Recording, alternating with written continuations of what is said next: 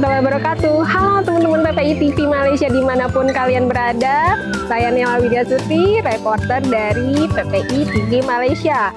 Selamat datang kembali di program acara Dua Sisi, sebuah program yang akan membahas tema yang akan dibahas dalam dua sisi yang berbeda.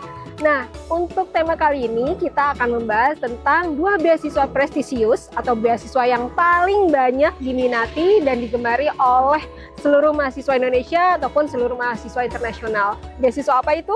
Nah, untuk tema kali ini kita akan membahas tentang tema beasiswa LPDP, yang mana beasiswa ini berasal dari pemerintah Indonesia, dan beasiswa yang kedua adalah Malaysia International Scholarship, yang mana beasiswa ini dikeluarkan oleh pemerintah Malaysia, dan keduanya sama-sama banyak diincar oleh seluruh mahasiswa baik yang ada di Indonesia ataupun di internasional.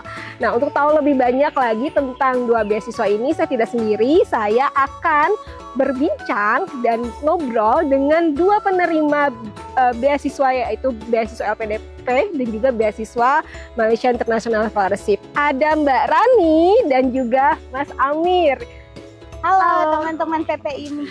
Oke Mbak Rani, kita pengen tahu nih Mbak Rani dan Mas Amir ini sekarang lagi sibuk apa nih? Tapi sebelum ngepaparin tentang sibuk apa, kita pengen tahu juga nih Mbak Rani sekarang kuliah di mana, jurusan apa, terus udah gitu sebelumnya profesinya apa sebelum jadi mahasiswa di sini? Boleh diceritain nih sama teman-teman PPI TV. Oke Mbak Nela.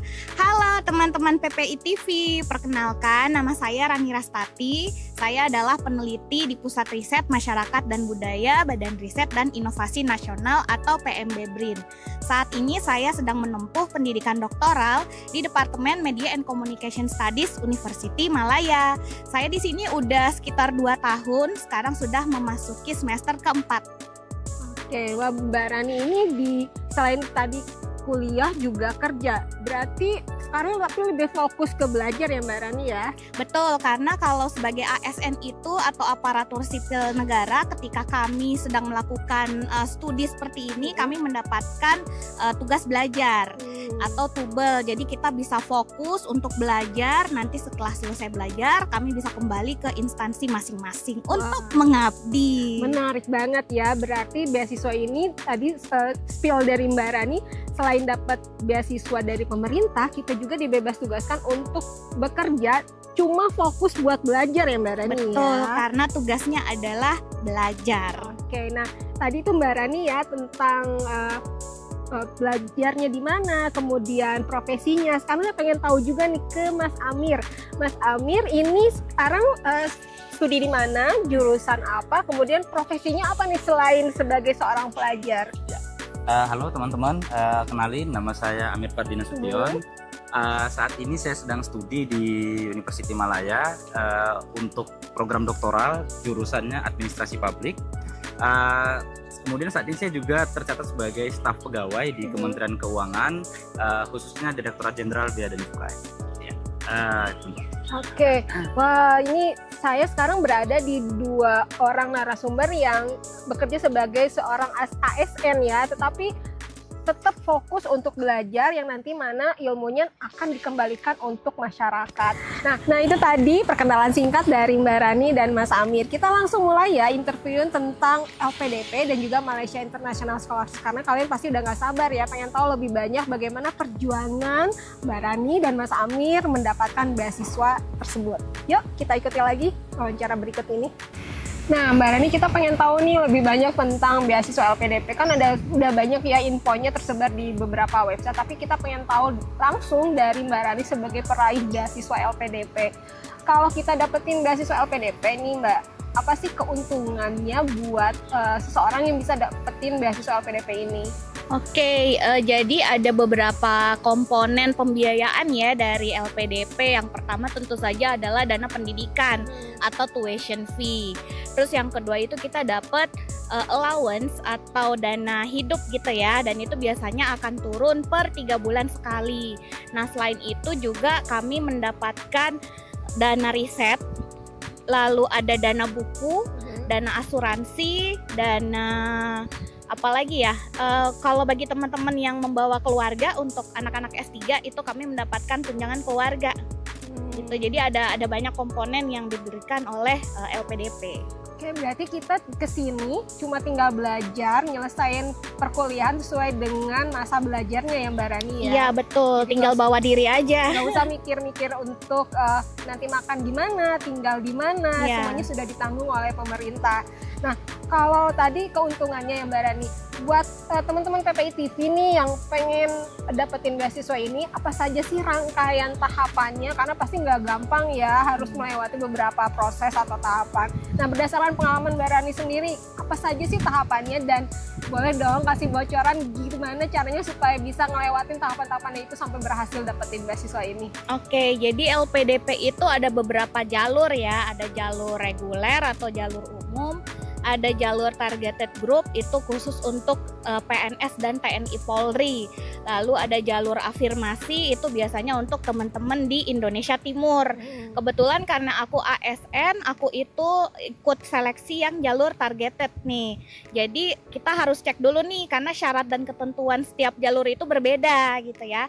Tapi berdasarkan pengalamanku waktu ikut seleksi LPDP kemarin, aku itu ikut jalur targeted dan kami tuh ada dua pilihan, mau masuk jalur tanpa LOA atau dengan LOA. Kebetulan karena waktu itu aku belum punya LOA, jadi aku ikut jalur tanpa LOA. Nah, keuntungannya apa nih? Kita bisa memilih 3 universitas dan juga jurusan. Jadi kita bisa memilih nih pada akhirnya di mana kampus yang kita inginkan. Tapi kalau untuk jalur LOA itu kita udah fix diterima di kampus itu, misalnya targetnya di University Malaya atau UM. Berarti kita tidak ada pilihan untuk pindah ke universitas lain gitu karena masuknya jalur LOA. Nah, kalau untuk jalur non LOA itu aku waktu itu melewati beberapa tahapan. Yang pertama itu tentu aja seleksi berkas ya. Jadi kita ngumpulin dokumen-dokumen yang dibutuhkan segala macam. Lalu aku ada tes skolastik. Itu tuh yang kayak matematika, logika, wawasan kebangsaan. Jadi gitu. Meskipun kita anak IPS tetap harus ngelewatin jalur matematika. Betul sekali. Nah, terus setelah lulus skolastik, aku ada ujian wawancara. Nah, disitulah endingnya apakah kita lolos atau enggak. Kalau udah lolos wawancara, udah berarti keterima sebagai calon awardee LPDP. Nah, tadi untuk cara yang kedua atau cara dengan LOA itu justru lebih enak lagi karena kita nggak usah ujian skolastik. Jadi seleksi berkas langsung masuk ke tahap wawancara atau kalau sekarang disebutnya tes substansial atau tes substansi. Nah, menurut Mbak Rani sendiri supaya kita bisa melewati tahapan-tahapan itu sampai akhirnya dapet apa nih tipsnya buat teman-teman PPI TV? Oke, menurut aku sih ya, berdasarkan pengalamanku yang pertama itu kita harus memperbaiki CV dulu nih. Karena kan CV itu salah satu dokumen yang akan dikumpulkan gitu ya untuk berkas di LPDP. Kalau teman-teman mau untuk studi S2 atau S3 berarti kan harus punya publikasi dong gitu. Apalagi kalau S3 itu kan rata-rata degree-nya by research ya, jadi harus melakukan riset mandiri gitu. Jadi sebelum teman-teman memutuskan untuk apply LPDP, kita tuh harus rajin-rajin nulis misalnya kolom opini di media online atau kita nulis publikasi di jurnal, bisa jurnal nasional atau jurnal internasional. Lalu selain itu juga saran aku sih kita punya kegiatan sosial kemanusiaan gitu ya, voluntary service lah segala macam, itu jadi salah satu poin plus untuk seleksi berkas. Nah, untuk seleksi yang kedua itu kan bakat skolastik ya. Kalau aku itu karena aku nggak jago matematik dan aku anak IPS gitu ya, anak social science, jadi yang aku targetkan itu adalah belajar di materi yang aku paling jago. Karena di situ aku akan ngumpulin poin dan berusaha untuk menjawab soal benar sebanyak mungkin. Nah, untuk matematiknya aku belajarnya tuh kayak semacam review ringan aja gitu. Misalnya kayak matematik dasar seperti apa, matematik logika seperti apa, dengan targetnya itu hanya melewati passing grade. Yang penting lulus gitu. Tapi untuk ngumpulin poin terbesarnya ada di materi yang aku paling kuasain itu. Nah, kalau untuk wawancara, saran aku sih kita jadi diri sendiri aja gitu ya. Jangan terlalu overclaim, jangan terlalu membanggakan diri, tapi tunjukkan pencapaian kita itu sejujur-jujurnya, dan juga kita itu ngomongnya harus dari hati gitu. Biasanya kalau sesuatu yang dari hati itu akan sampai ke hati juga dan akan mengcapture hati dari para wawancara. Seperti itu sih. Oke. Nah, Mbak tadi sekilas tentang wawancara ya, berarti kita harus jujur dan tulus hingga nanti si panitia bisa menangkap siapa diri kita yang sebenarnya.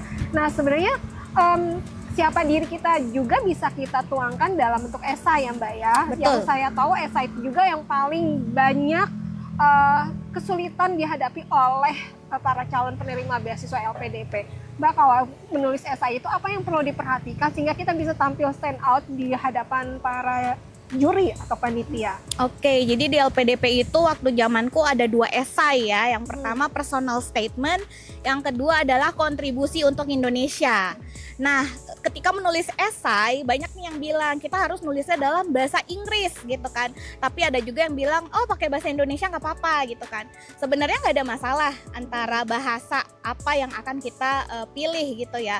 Tapi biasanya untuk teman-teman yang targetnya adalah universitas luar negeri, itu disarankan untuk memakai bahasa Inggris gitu ya. Jadi para penilai juga akan lihat, oh nih kualitas tulisannya sudah layak untuk berkuliah di luar negeri. Terus tadi gimana nih triknya agar personal statement kita stand out gitu. Yang pertama adalah kita memperkenalkan diri dulu nih, background kita apa. Jadi karena ini adalah personal statement, ini benar-benar personal, diri kita, pencapaian kita apa, inovasi yang sudah kita lakukan apa, terus apa yang membuat kita berbeda dari calon-calon awardee lainnya gitu.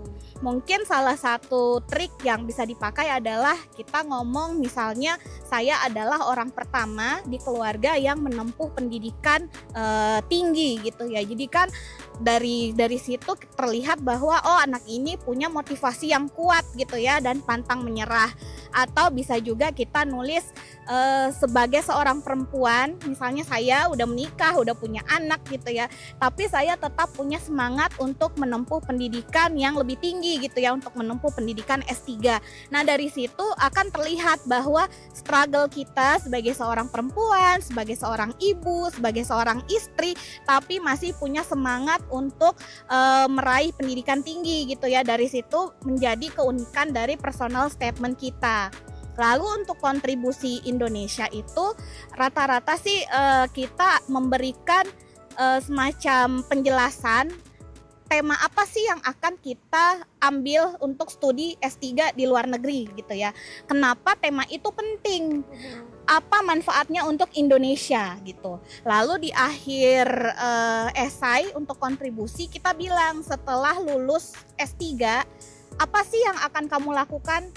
Lalu kontribusi seperti apa yang akan diberikan, dan itu dijabarkan dalam poin-poin gitu ya. Tapi pastikan kontribusi yang akan kita berikan itu adalah sesuatu yang bisa diraih gitu ya, bukan yang impian yang di atas langit ketujuh misalnya. Rata-rata orang bisa digapai. Ya.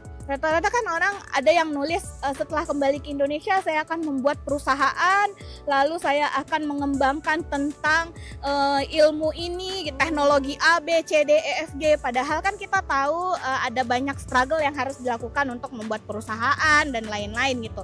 Jadi kita harus memberikan target atau kontribusinya yang down to earth, yang bisa kita lakukan dengan kapasitas kita sebagai fresh graduate S3 gitu ya.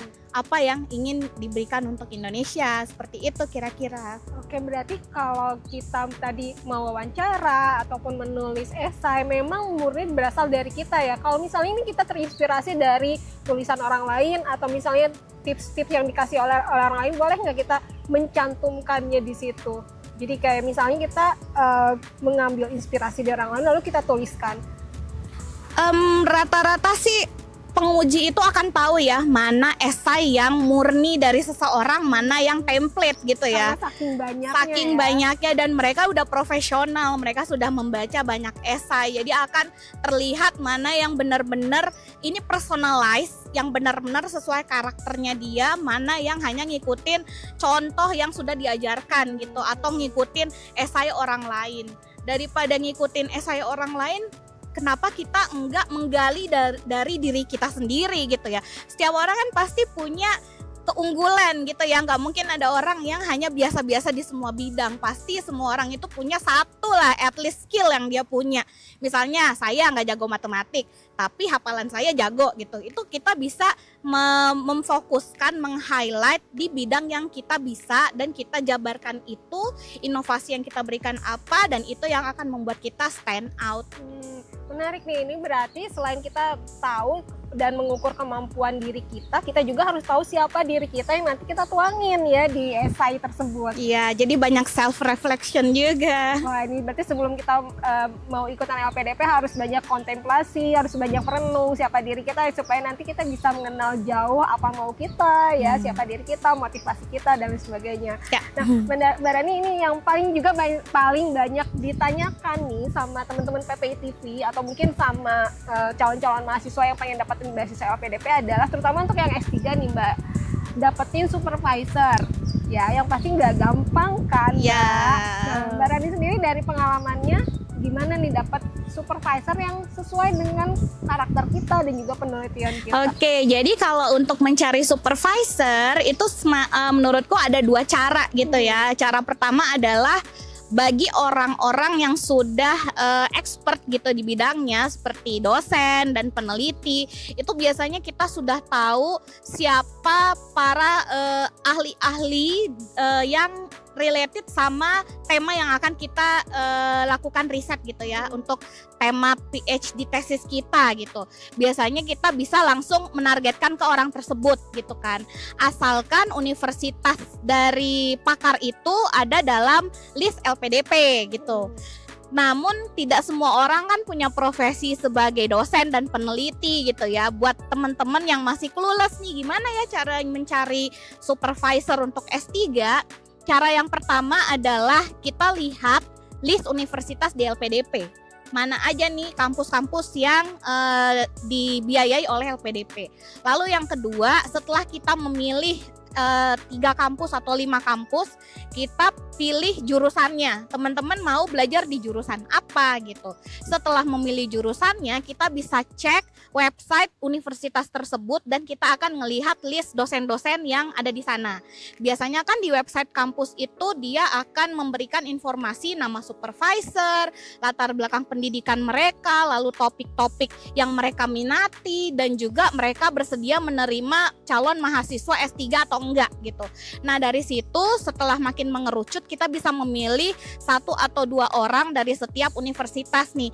Setelah itu kita Google publikasi mereka, kita baca nih cara mereka menulis. Biasanya kalau cara menulis mereka itu mirip sama style kita bisa dapat chemistry yang oke sama si supervisor itu, karena pola pikir kita itu mirip gitu ya. Nah, cara yang kedua adalah lalu setelah kita mendapatkan calon supervisor, kita bisa mengirimkan email nih ke calon supervisor. Kalau bisa satu universitas itu satu aja, jadi dari 2 orang yang udah kita pilih satu nih yang paling cocok sama diri kita. Lalu abis itu kita kirim email ke beliau gitu ya. Lalu jangan lupa lampirkan CV, terus contoh tulisan kita yang sudah publish, atau kalau teman-teman yang belum punya publikasi bisa kasih contoh draft tulisan gitu. Jadi calon supervisor juga akan tahu gitu. Dan misalnya sudah dapat beasiswa LPDP, kita bisa mention atau kasih letter of sponsor dari LPDP. Jadi dia tahu nih anak datang nggak tangan kosong gitu kan. Nah, dari situ kita tunggu balasannya. Apakah beliau berminat, ada respon positif atau tidak. Nah, di saat yang bersamaan kita juga boleh mengirimkan email kepada calon supervisor dari universitas lain gitu. Nah, endingnya nanti akan mengerucut mana nih yang tektokannya paling enak, yang responnya positif dan kira-kira oke untuk kita lanjutkan hubungan sebagai guru dan murid. Ini kan mentor kita kan untuk penulisan. Terus bagi teman-teman nih yang mau membawa keluarga, jangan lupa mention di awal kalau kita mau bawa keluarga, suami dan anak gitu ya. Karena suami dan anak itu adalah komponen yang krusial gitu ya bagi seorang mahasiswa PhD. Berarti kan dia harus membagi waktunya antara sekolah dan keluarga gitu ya. Kalau supervisor udah tahu posisi kita mau bawa keluarga, beliau akan bisa membuat research milestone kita itu lebih bisa bisa terjangkau gitu ya, bisa dilakukan gitu ya. Jadi enggak yang 100% kerjanya belajar, riset dan lain-lain, karena supervisor udah tahu kita ada kewajiban lain gitu untuk merawat dan mengurus keluarga, seperti itu. Oke, berarti sebelum tadi kita mempersiapkan EOE, kemudian esai, wawancara, juga supervisor juga harus dipikirkan ya Mbak, karena jangan ujuk-ujuk kita dapat universitasnya tapi belum dapat supervisornya. Ya. Ini berarti persiapannya nggak sampai 1-2 bulan, tapi harus sampai setahun sebelumnya ya Mbak ya? Ya, rata-rata 1-2 tahun lah untuk proses pencarian sekolah, beasiswa, sampai akhirnya kita berada di negara studi itu selama itu. Jadi nggak bisa langsung ujuk-ujuk LPDP buka mau daftar kira-kira Oktober nih udah di negara studi gitu. Agak sulit ya, karena ada banyak tahapan yang harus kita lakukan sebelum akhirnya mendapatkan yang kita mau. Menarik banget ya, ini berarti buat teman-teman PPI TV jangan lupa 1-2 tahun harus dipersiapkan dari sekarang kalau misalnya mau dapat LPDP. Nah, kalau tadi beasiswa dari pemerintah Indonesia, kali ini kita akan ngebahas beasiswa dari pemerintah Malaysia yang tidak hanya diperuntukkan buat orang-orang Indonesia saja, bukan untuk orang-orang Malaysia saja, tetapi untuk seluruh mahasiswa internasional. Dan untungnya saya hari ini bisa mewawancarai salah satu penerima beasiswa dari pemerintah Malaysia ini, yaitu Mas Amir. Kalau tadi sudah dibahas tentang beasiswa dari pemerintah Indonesia, yaitu beasiswa LPDP yang secara jelas dan lengkap dipaparin sama Mbak Rani, kita tanya-tanya lagi ke Mas Amir tentang beasiswa dari pemerintah Malaysia yang bukan hanya buat semua mahasiswa Indonesia saja, bukan cuma buat warga Malaysia, tetapi beasiswa ini diperuntukkan untuk seluruh mahasiswa internasional. Nah, pengen tahu lebih banyak tentang Malaysia International Scholarship, sekarang sudah ada Mas Amir. Mas Amir, bisa dijelasin nggak ke kita apa sih menariknya dan untungnya bagi mahasiswa Indonesia yang dapetin beasiswa dari pemerintah Malaysia? Dari pengalaman Mas Amir gimana nih, bisa diceritain? Oke, terima kasih Mbak sebelumnya. Sebelumnya saya pengen mengatakan bahwa ketika kita membahas tentang Malaysia International Scholarship atau yang biasa kita sebut dengan MIS, yang pertama itu tentu kita berfokus pada bahwa beasiswa ini tidak seperti LPDP yang itu untuk global, universitas di seluruh dunia. Ini tentu hanya berfokus kepada Malaysia aja, di kampus-kampusnya di Malaysia saja. Dan kemudian saya juga senang nih, mbaknya juga kita bisa explore tentang MIS hari ini. Kenapa? Karena ternyata belum banyak yang tahu, teman-teman kita di Indonesia, calon mahasiswa di luar negeri itu tentang beasiswa MIS ini. Jadi memang mungkin tidak seperti LPDP yang udah sangat booming, udah banyak tahu. Beasiswa MIS ini ternyata tidak banyak yang tahu, sehingga sayang banget nih kayak gitu. Teman-teman yang mungkin mau kuliah khususnya di Malaysia itu nggak tahu selain LPDP mungkin bisa pakai beasiswa apa lagi. Karena memang MIS ini kalau mungkin kalau katakan anak sekarang itu hidden gem kayak gitu. Jadi beasiswa yang itu nggak banyak orang tahu, sehingga di Indonesia untuk konteks Indonesia itu saingannya tidak terlalu banyak sebenarnya menurut saya. Dibanding mungkin LPDP kan sudah sangat booming, dan otomatis saingannya itu banyak seperti itu. Nah, kemudian untuk menariknya itu saya pertama itu menurut saya itu untuk Malaysia khususnya itu kalau misalnya dibanding LPDP, ini kayak kita bandingin nih ceritanya kayak gitu. LPDP itu kan memang untuk Malaysia konteksnya hanya berfokus kepada beberapa kampus. Setahu saya hanya ada UM dan UKM yang bisa apply LPDP di Malaysia. Tapi kalau untuk MIS itu kita bisa apply ke sekitar 24 kampus di Malaysia, termasuk juga kampus-kampus swasta. Jadi memang pilihan kampusnya lebih beragam, lebih banyak tentunya kalau untuk konteks Malaysia itu. Kemudian yang kedua, untuk MIS itu kita bisa apply bahkan di tahun berjalan kita kalau sudah kuliah di sini. Jadi tidak harus di awal ketika kita misalnya sudah mulai kuliah di Malaysia, mungkin dengan biaya sendiri dulu, tapi kemudian di tahun berjalan kita pengen dapat beasiswa, nah itu boleh daftar MIS. Jadi MIS ini boleh didaftarkan tahun berjalan, sehingga ya lebih apa ya, lebih fleksibel dan lebih memberi kesempatan kepada mahasiswa-mahasiswa yang sudah mulai kuliah di sini tapi mungkin ingin dapat dukungan support dana, jadi bisa dapat atau bisa daftar dari MIS itu sendiri. Kemudian yang ketiga menurut saya lebih simpel sih sebenarnya Mbak. Jadi karena saya tahu perjuangan teman-teman di LPDP, prosesnya segala macam kayak gitu. Kalau dibandingkan dengan MIS, menurut saya MIS jauh lebih simpel sih, baik mulai dari proses persyaratan, mulai dari proses seleksi, dan termasuk juga yang nggak kalah penting itu misalnya proses pelaporan. Jadi setahu saya ada beasiswa-beasiswa lain itu proses pelaporannya itu cukup cukup kompleks seperti itu untuk tiap bulan atau tiap periode waktu. Tapi kalau untuk MIS periode pelaporannya itu dan proses pelaporannya cukup simpel. Jadi itu sih kalau menurut saya yang menariknya di beasiswa MIS ini. Oke, kalau tadi Mbak Reni kan ngejelasinnya ada tunjangan, kemudian biaya hidup dan sebagainya. Kalau di Malaysia International Scholarship ini apa saja sih dana yang bisa didapatkan oleh si penerima beasiswa ini? Kalau untuk benefit ya, kalau untuk benefit sih memang saya bilang standar aja sih. Jadi kita memang mendapat tuition fee dan juga monthly allowance untuk tiap bulannya. Jadi memang kalau untuk benefit ya tidak ada yang terlalu spesial sih sebenarnya Mbak.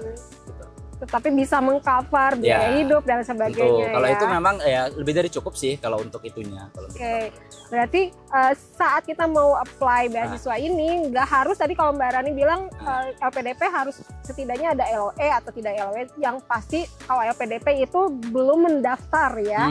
Nah tapi kalau yang untuk di Malaysia International Scholarship siapapun bisa mendaftar sekalipun sudah berada di pertengahan perkuliahan ya Mas Amir ya. Tapi syaratnya harus kuliah dulu di sini. Iya. Oke, nah Mas Amir, karena kan beasiswa ini diikuti sama seluruh mahasiswa internasional ya, bukan cuma dari Indonesia, Malaysia, tapi dari berbagai macam negara. Gimana caranya Mas Amir, atau mungkin teman-teman PPITP yang mau apply, bisa tampil menarik di hadapan para penyeleksi atau para panitia, dan akhirnya terpilih sebagai penerima beasiswa ini? Oke, mungkin kita cerita tentang proses seleksinya dulu kali Mbak. Sebelum ke situ memang seperti saya jelasin sebelumnya bahwa proses seleksinya memang cukup sederhana, cukup simpel.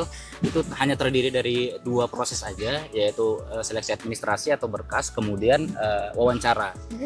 Dan memang kemudian nanti benar itu include kepada semuanya. Itu memang semua dari berbagai negara dunia itu bisa ikut. Cuma memang tahapannya itu nanti yang paling kuat adalah di seleksi wawancara. Jadi memang di seleksi wawancara itu kita juga bakal wawancara itu bareng dengan teman-teman lain dari seluruh dunia. Nah di situ kita benar-benar harus nunjukin itu performan kita, terutama tentang topik riset kita. Jadi memang ketika kita bersaing dengan teman-teman seluruh dunia itu yang benar-benar harus kita tonjolkan di misi adalah topik riset kita. Jadi memang topik riset kita itu harus menarik dan juga punya keterkaitan atau dampak dengan Malaysia sebagai pemberi beasiswa itu sendiri. Berarti harus dipersiapkan juga ya, kira-kira nanti kalau dijawab apa manfaatnya untuk Malaysia kita sudah tahu ya. Oke, satu hal yang mungkin tidak pernah disampaikan di website atau di tulisan manapun gitu ya, bahwa ternyata kontribusi untuk Malaysia harus kita sampaikan ya Mas Amir ya. Jadi memang kontribusinya itu sebenarnya tidak harus dalam konteks yang langsung, tapi kita harus mampu menjelaskan secara detail bahwa riset yang akan kita lakukan ini akan memberi dampak signifikan kepada negara ini, atau mungkin bisa memberi insight untuk Malaysia itu dari riset yang kita lakukan itu Mbak. Jadi memang walaupun tidak harus keterkaitan langsung, tapi ada dampak yang bisa mereka ambil dari riset kita.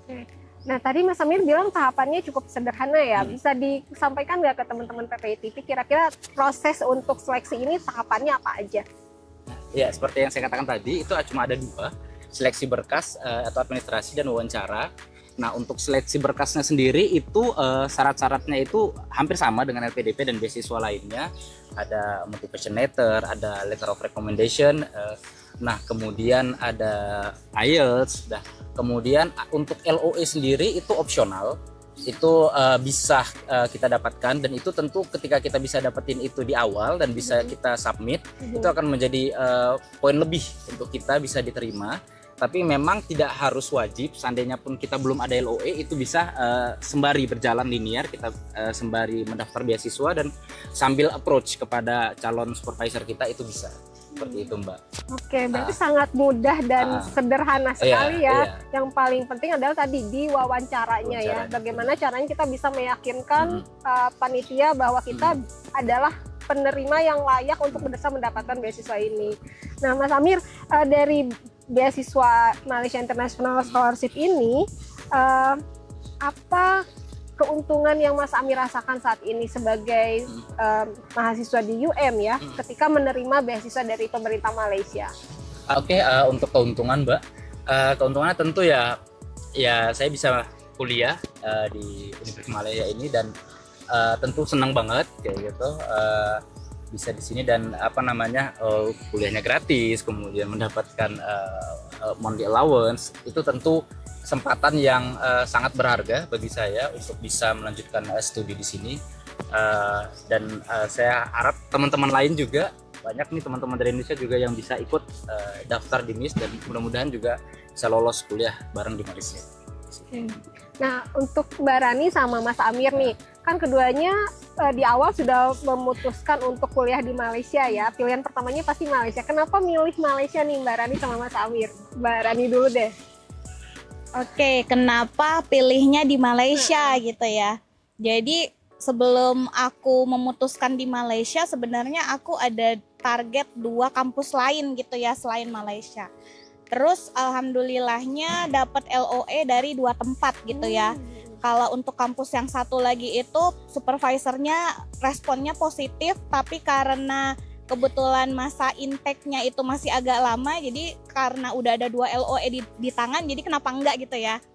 Jadi alasannya antara 2 kampus itu, yang pertama itu aku selalu percaya bahwa setiap rencana yang kita buat itu kita perlu melibatkan Allah gitu ya, karena sesuai dengan agama aku gitu ya.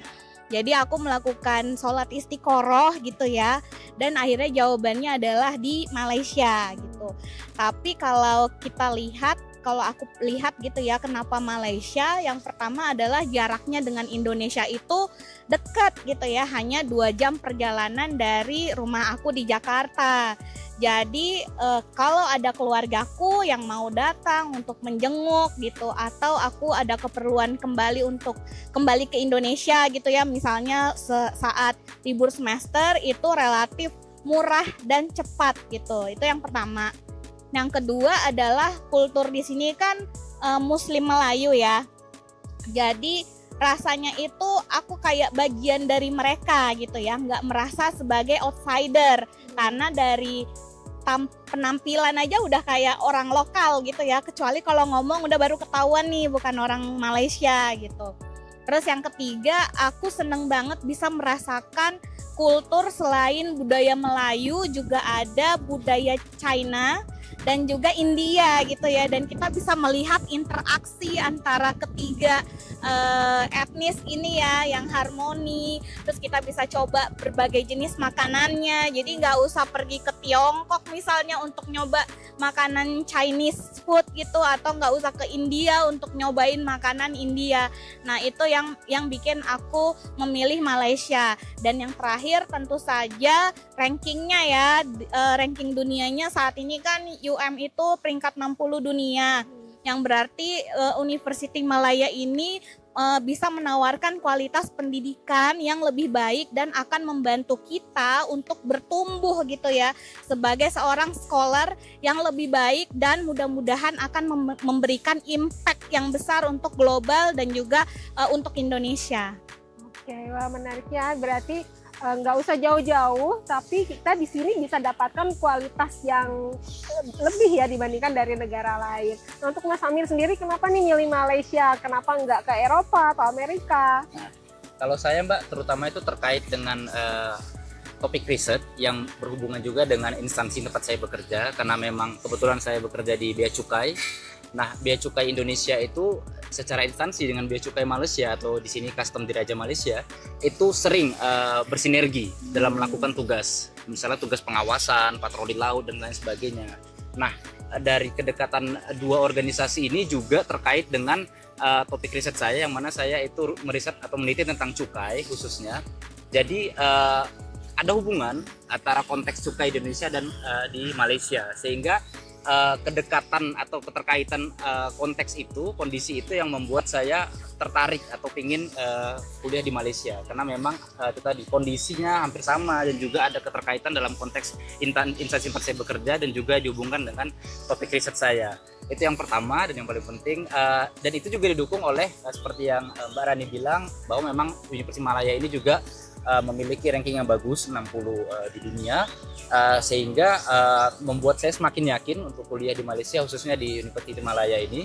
Dan kemudian ya tentu saja seperti teman-teman lainnya juga dari Indonesia, yaitu adalah kesamaan culture. Itu juga yang sangat yang sangat kuat memotivasi bahwa dengan kesamaan culture, yang mana kesamaan culture ini akan berpengaruh, misalnya banyak makan Indonesia di sini, kemudahan untuk komunikasi dalam konteks bahasa dan lain sebagainya, itu tidak menjadi tantangan yang berat dan tidak harus kita melewati proses adaptasi yang terlalu lama sebagai mahasiswa asing di sini. Sehingga karena kan memang untuk terutama untuk program doktoral ini kan kita harus cepat nih, harus lari cepat, harus segera menyesuaikan diri dan ikut dalam proses pembelajaran yang itu tentunya penuh dengan tantangan, penuh dengan kesulitan, sehingga kalau harus berlama-lama beradaptasi dengan lingkungan sepertinya waduh kok akan semakin sulit nih, khawatirnya seperti itu. Jadi ya memang ya udah, biar kita langsung bisa jalan, langsung bisa beradaptasi ya di Malaysia aja kayak gitu. Ya mungkin yang paling saya rasakan di sini juga kita bisa juga ya menerapkan dan mengasah kemampuan berbahasa kita, karena di sini juga lebih banyak yang menggunakan bahasa Inggris ya Mbak Rani, Mbak Samir ya. Wah, menarik banget ya penjelasan dari Mas Amir dan juga Mbak Rani tentang beasiswa LPDP dan juga Malaysia International Scholarship. Gimana nih? Udah semangat kan untuk apply di beasiswa LPDP atau Malaysia International Scholarship? Tapi yang pasti kalian harus mempersiapkan diri dulu jauh-jauh bulan atau tahun sebelumnya supaya kalian bisa pasti bahwa beasiswa ini bisa kalian dapetin. Nah, sebagai penutup nih dari program acara ini, dari Mbak Rani dan juga Mas Amir, apa pesan dan motivasi dari Mbak Rani dan juga Mas Amir buat teman-teman yang saat ini sedang nonton dan semangat buat apply beasiswa LPDP atau beasiswa Malaysia International Scholarship? Dari Mbak Rani apa nih? Oke, bagi teman-teman para pejuang beasiswa, sebelum mengirimkan aplikasi atau sebelum mengejar beasiswa, mari kita bareng-bareng meluruskan niat, memaksimalkan ikhtiar dan menyempurnakannya dengan doa gitu ya. Dan juga jangan takut kegagalan. Gagal itu nggak masalah, karena akan kita itu tugasnya adalah berusaha dan mengurangi jatah gagal kita. Akhirnya ketika jatah gagal kita sudah habis gitu ya, yang tersisa hanyalah jatah keberhasilan. Jadi tetap semangat, malam yang gelap sekalipun pada akhirnya akan menemukan cahaya mataharinya. Wah, suatu penutup yang sangat puitis tapi dalam ya. Nah, untuk Mas Amir sendiri, apa pesan dan motivasi buat teman-teman PPI TV yang saat ini sedang berjuang dapetin beasiswa? Untuk motivasinya itu tetap semangat tentunya, dan jangan pernah berpikir bahwa aku lemah atau aku dari mana, atau aku punya kekurangan ini itu. Jangan pandang dirimu dalam konteks kekurangannya.